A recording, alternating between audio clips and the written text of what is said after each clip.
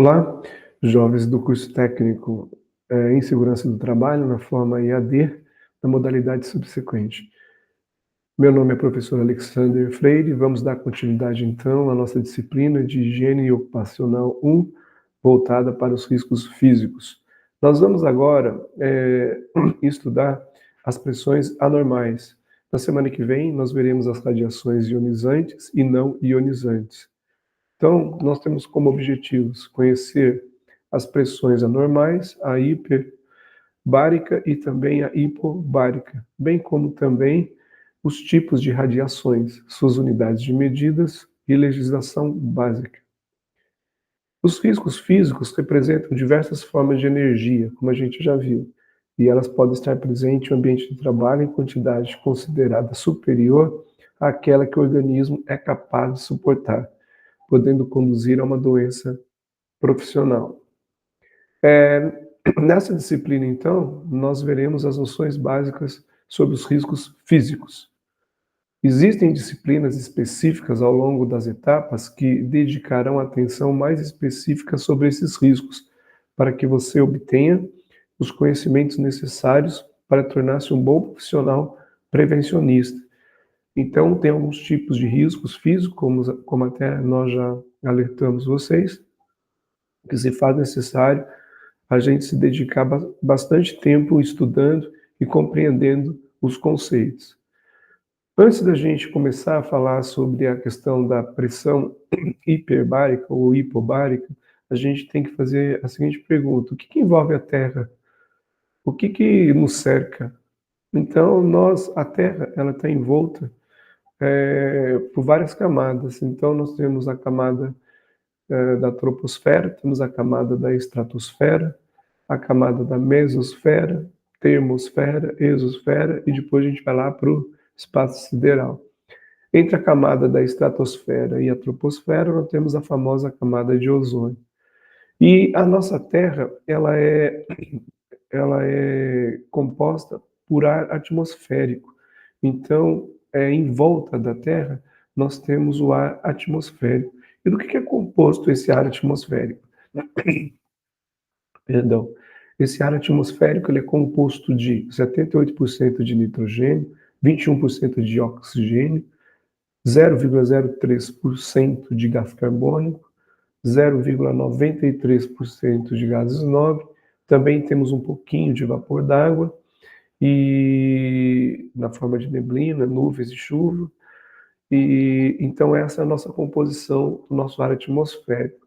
Via de regra, 21% de O2 e 78% de nitrogênio e os outros 1% para os outros gases. E o que vem a ser a pressões anormais? Então, pressões anormais são atividades exercidas a pressões acima hiperbárica e abaixo hipobárica da atmosfera normal.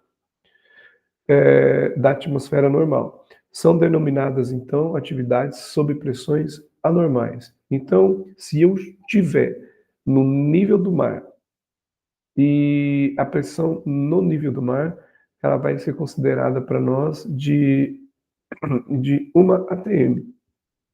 À medida que eu vou subindo uma montanha, por exemplo, a montanha ela vai ficando mais distante do nível do mar e a pressão ela vai diminuindo.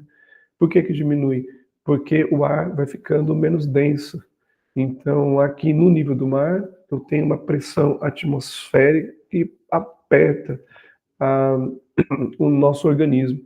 Só que quando eu vou subindo a montanha, este ar ele vai ficando mais rarefeito. Por isso que quando os jogadores de futebol vão jogar em cidades que têm uma altitude muito elevada, eles têm dificuldade para poder desempenhar bem a sua função, por causa da questão desse ar rarefeito. As pressões anormais também, elas são muito específicas e exigem treinamento especializado. Temos que ter equipamentos sofisticados, pessoal e infraestrutura de apoio para a gente poder executar bem as nossas atividades. Nós temos a nossa legislação básica da NR15, no seu anexo 6, que vai dar também todo o norteamento sobre as questões das pressões anormais.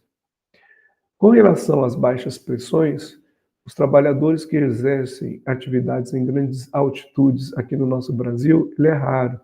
Aqui no nosso Brasil não temos, né, grandes montanhas onde tenha bastante trabalhadores trabalhando nessas altitudes. Então aqui no Brasil é raro. Mas em condições hipobáricas, com o aumento da altitude, a pressão atmosférica ela é reduzida e, portanto, também diminui a pressão parcial de O2. Muitas vezes a gente lê em alguns textos que o percentual de oxigênio no ar diminui com a altitude, o que não é verdadeiro.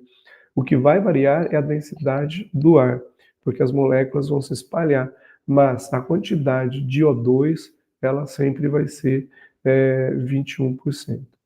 Então, com a queda na pressão parcial, o processo de difusão do oxigênio dos alvéolos pulmonares para as hemácias e dessas para os tecidos é afetado negativamente, diminuindo a porcentagem de O2 na hemoglobina, o transporte de oxigênio para os tecidos. Então, uma menor pressão parcial de O2 produz uma diminuição no número de moléculas de oxigênio por unidade de volume, ou seja, se respira menos quantidade de oxigênio do que na pressão normal. Então, se eu estiver jogando futebol no nível do mar, eu tenho muito, em termos de números absolutos, eu tenho muito mais moléculas de oxigênio do que se eu tiver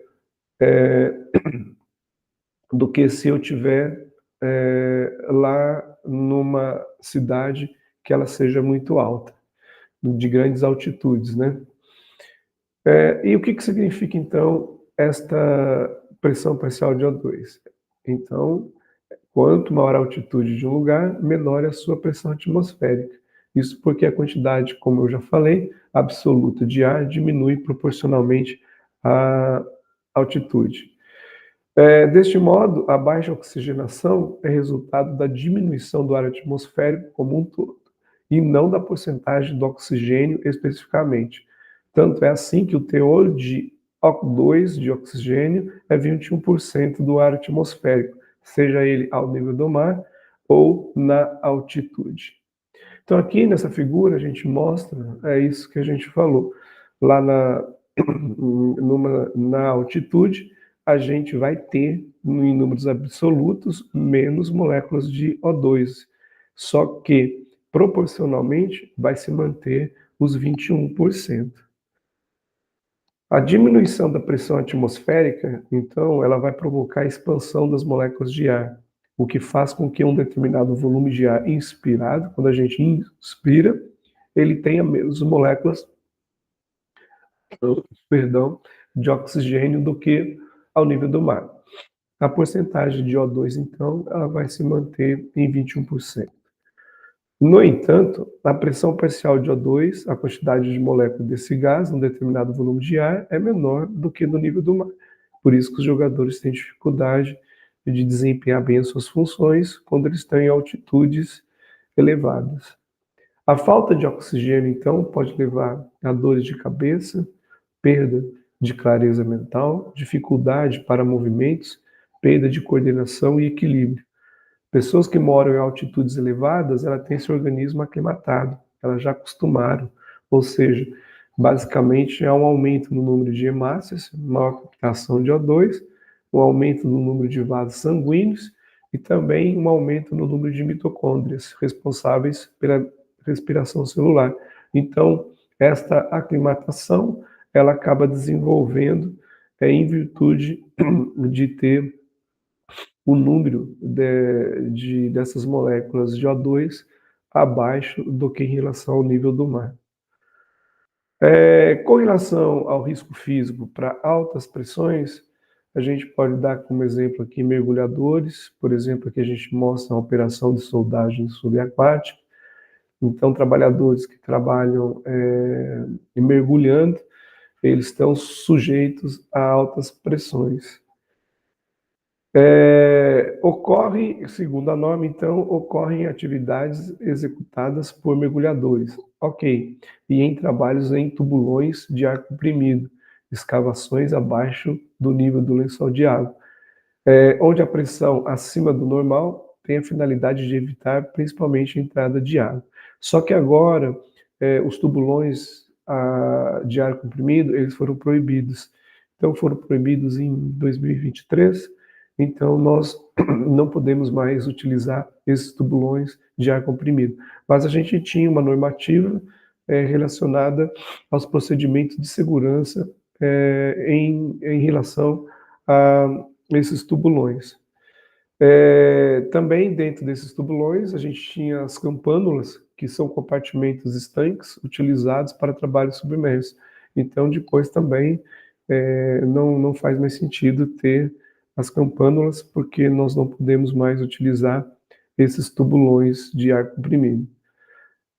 O anexo 6 da NR número 15, que ela fala sobre trabalho sobre condições hiperbáricas, a gente tem no primeiro item, a gente vai dizer no item 1.1 que trabalhos sobre essas altas pressões a gente define como trabalhos sobre ar comprimido, que são os efetuados em ambientes onde o trabalhador é obrigado a suportar pressões maiores que a atmosfera e onde se exige cuidadosa descompressão, de acordo com as tabelas da própria normativa.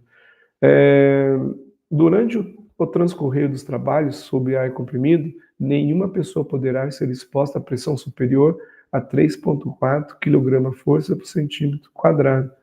Lembrando que 1 kg é praticamente uma ATM.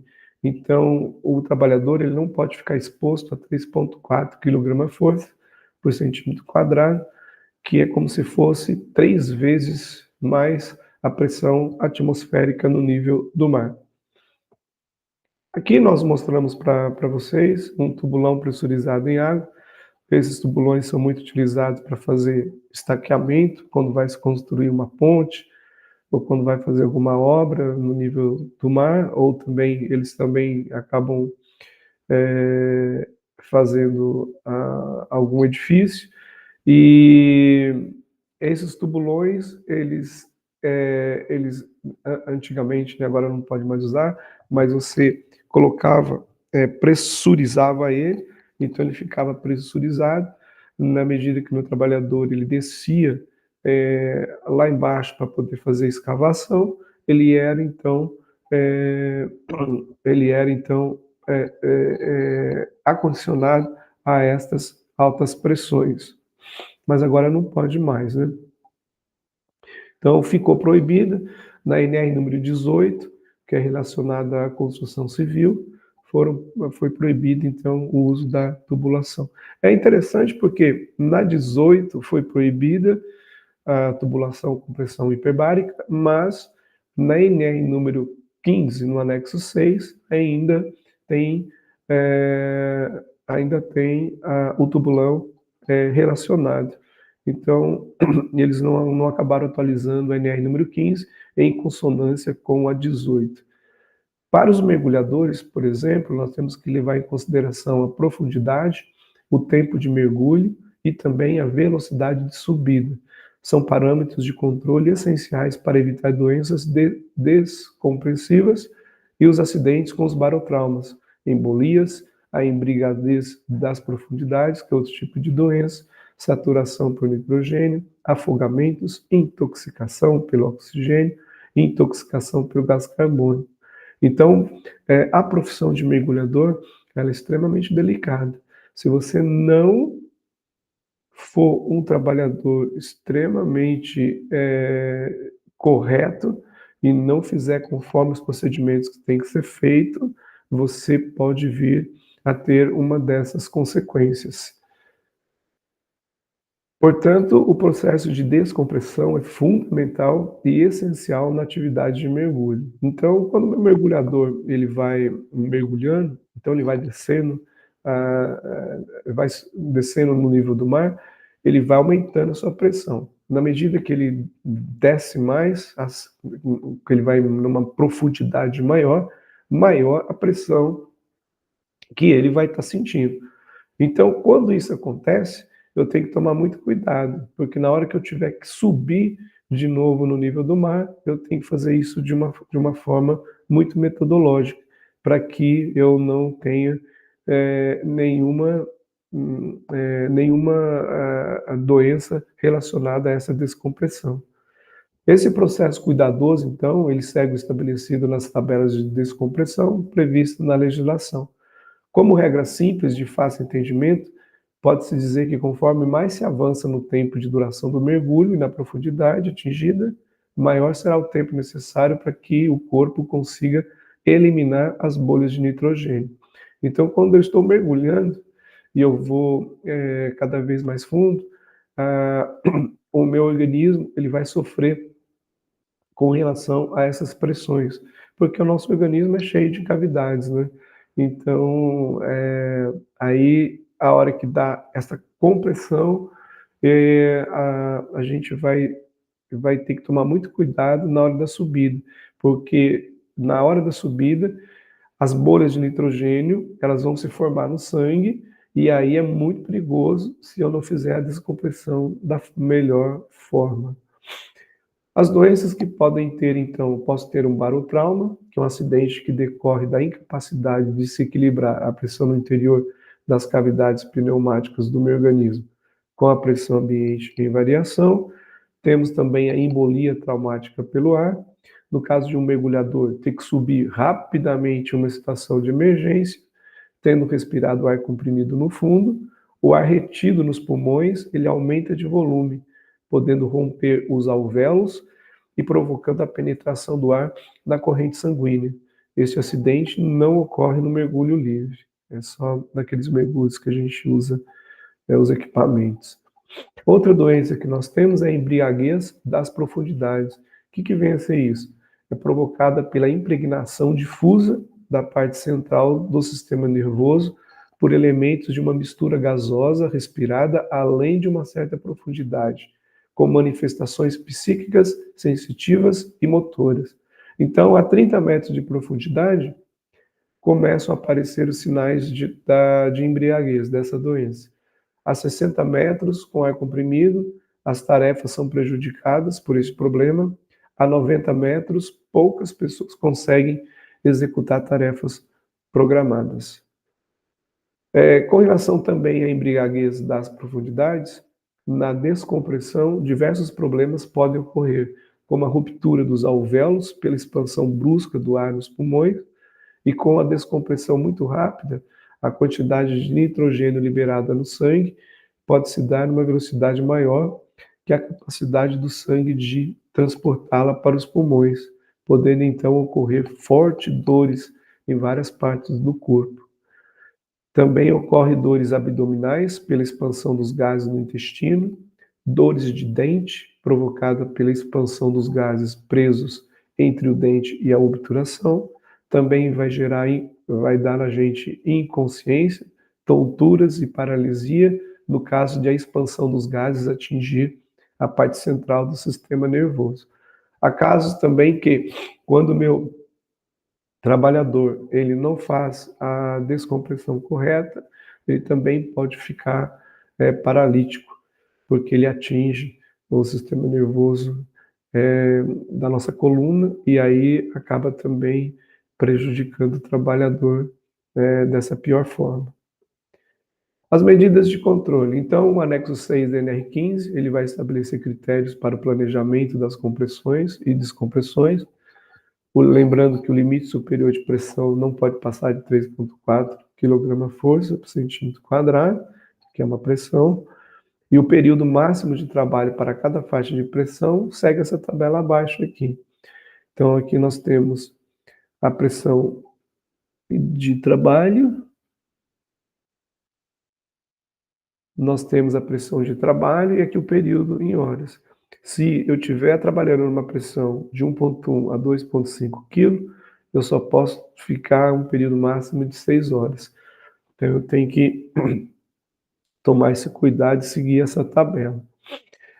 No caso da compressão, deve-se elevar a pressão de 0,3 kg/força por centímetro quadrado no primeiro minuto, fazendo-se a seguir a observação dos sintomas e efeitos nos trabalhadores. Então, eu estou abaixando, né? Então, mergulhei, então aí eu vou fazendo essa compressão e eu tenho que fazer também de uma forma que eu verifique se está tendo algum sintoma ou não.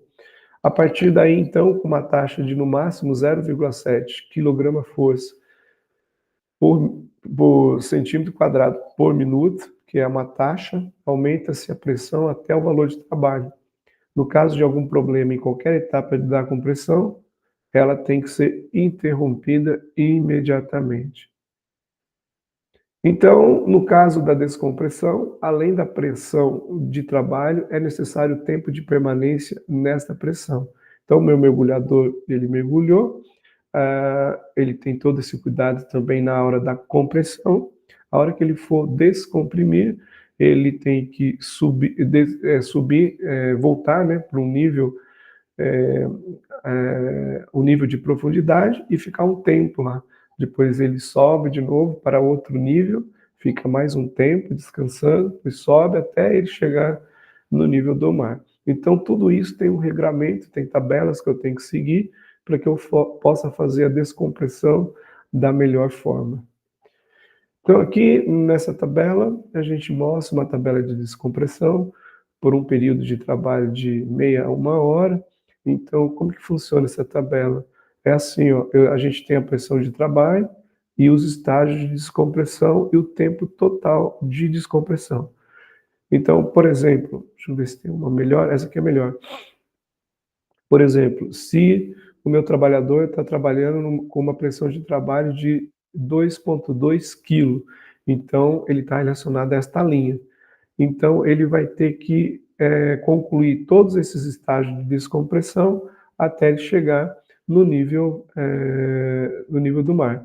Então ele está aqui, então ele vai gastar um tempo até ele chegar nesse primeiro estágio aqui, ó. Então ele gasta, por exemplo, se ele tiver ele vai gastar uns 5 minutos, por exemplo, ou 1 minuto, 30 segundos para cada estágio, porque depende daquela taxa, que é não superior a 0,4 kg por centímetro quadrado. Então aqui, a hora que chega aqui, então, no primeiro estágio, eu cheguei aqui, eu fico 5 minutos. Aí, fiquei 5 minutos, aí eu vou gastar mais uns 30 segundos, mais 1 minuto, conforme aquela taxa de velocidade que a gente tem. Cheguei agora nessa pressão aqui, ó, que é 0,8. Aí nessa pressão eu fico 15 minutos. Aí depois eu caminho para outra pressão, que é 0,6, e fico 25 minutos nessa pressão. Aí eu continuo subindo, vou para uma pressão de 0,4 kg/força por centímetro quadrado e fico 40 minutos. Depois eu, de novo, subo, abaixo a minha pressão, fico mais 45 minutos nesse nível. Aí depois desse nível eu vou para o meu nível 0, né, que é o nível do mar, e aí eu tenho então um tempo total de descompressão por uma pressão de trabalho, né, de 2,2, ele tem 130 minutos de descompressão. Lembrando que aqui tem 2 asteriscos. O que isso significa? Significa que eu não contei os minutos quando eu fui de um estágio para outro estágio. Então isso tem que ser muito bem controlado. Quando eu tenho trabalho envolvendo mergulhadores, eu sempre tenho um supervisor para que tudo possa correr da melhor forma. Ok? Meus jovens, então a gente fica até aqui. Na semana que vem a gente passa a ver então os riscos físicos envolvendo radiação ionizante e não ionizante. Desejo a vocês bons estudos e até mais.